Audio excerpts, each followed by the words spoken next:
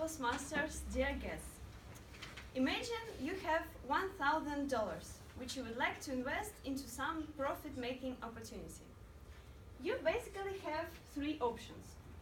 Your friend drastically needs money and suggests borrowing it from you, promising to give you back as much as $1,150 at year end. Then you are approached by a bank manager who suggests that you place your money at a bank deposit at the interest rate of 15% per annum, compounded monthly.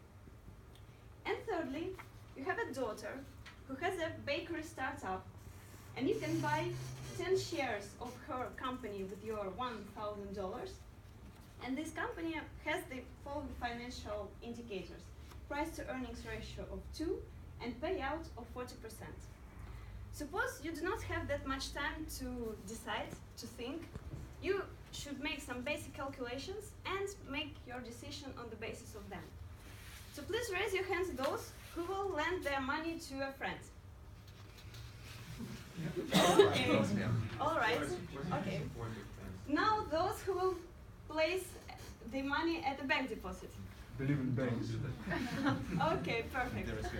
And finally the rest, but still I'd like you to raise your hands, those who would invest into your daughter's growing company. Okay, thank you very much. So what do you basically have here?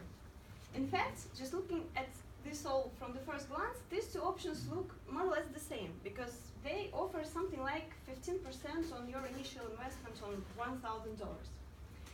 And this one is somewhat a bit more sophisticated, not that really understandable, but probably the best one because it offers something like 40%. Well, in fact, this one is really the most profitable one, but the figure that you should look at is not this 40%, but rather this 2, the price to earnings ratio. After making some basic calculations, if you actually would like to go into deeper detail, you can approach me after the meeting and the speech. But after making these calculations, we arrive at $200 of your profit, which you will get at a year end. Under this option, you get just $150. And even though these two options look really the same, in fact they are absolutely different. And the difference lies in this compounding interest component. It means that you will get the interest not only on your initial investment, but on the percent which will be accrued every month. So in the end, you'll get as much as approximately $160. So this one is definitely the most profitable one. I provided this really very basic example in order to show you that, in fact, you do need some portions of financial knowledge, because you always, throughout your life, have to make some financial choices. Even though this third option from my example is not that really common and probably quite a rare one, but this situation is absolutely day-to-day practice. We are often approached by our friends who ask us for money.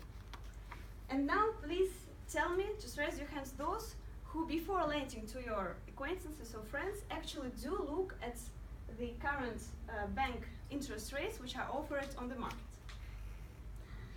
All right, quite a few. I was expecting nobody actually. The thing is that you do really need to have some financial expertise. At this point of my story, you may say that you're an absolutely kind of person who spends his salary at once, doesn't make any savings, and the last thing you would do is charging interest on your friends, because this will make you a horrible person and an unreliable friend. Well, in most instances it is the case, but believe me, you still have to make some financial choices. It doesn't make you absolutely immune to financial risks, and doesn't relieve you from the obligation to have at least some portions of financial knowledge. And I will provide you 3 reasons why you actually do need it. So the first one, if you're a parent, you are obviously interested in investing into your child's education. You may want your child to be enrolled into some foreign exchange program, but it is obvious that the payments in this program are nominated either in euros, or in dollars, or in some other foreign currency. And given our current financial and economic situation, making payments in foreign currency is really not that easy matter. Fortunately enough, a lot of banks now offer different credit opportunities, credit facilities, which are tailored in order to fund people's education.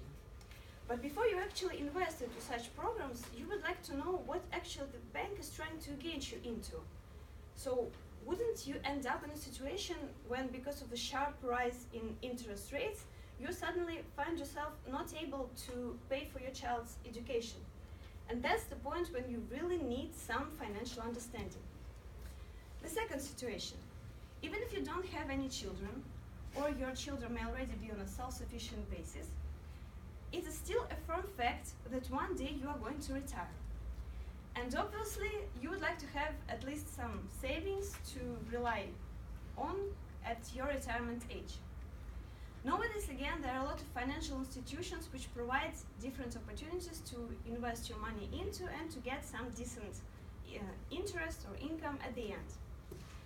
But obviously, you wouldn't like to end up in a situation when, by your retirement age, the fund that you have invested into has suddenly gone bankrupt, and you just find yourself nothing to rely on at the moment that you have reached your retirement age. Again, this is the point when you definitely need to understand at least some basics of investment opportunities. And thirdly, you may still be young, and your retirement age is somewhere very far away, but I'm absolutely sure that you face another problem, and that is monthly salary versus daily expenditures.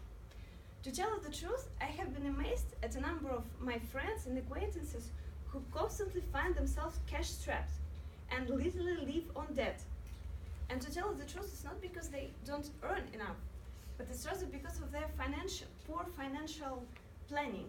They just can't anticipate those periods of time when they have excessive spending by making some cash reserves in advance. So, in order to avoid such situations, what you really need to do is to have at least some very basic and very simple plan of your expenditures versus income, which will really reduce your personal risk of going bankrupt. And now, having announced the 3 reasons, I would like to provide 2 solutions, what you can personally do in order to stay financially alert. So first of all, ask for your acquaintances' help. In fact, it is common knowledge that in modern world, economists and lawyers are probably the most popular professions. So I'm 100% sure that there is at least one person that you know who is professionally engaged in the financial sphere. So don't hesitate, just go on and ask him or her for some help, for some basic explanation on bank loans, interest rates, investment opportunities, derivatives, whatever you are interested in. And the second solution, start planning your budget.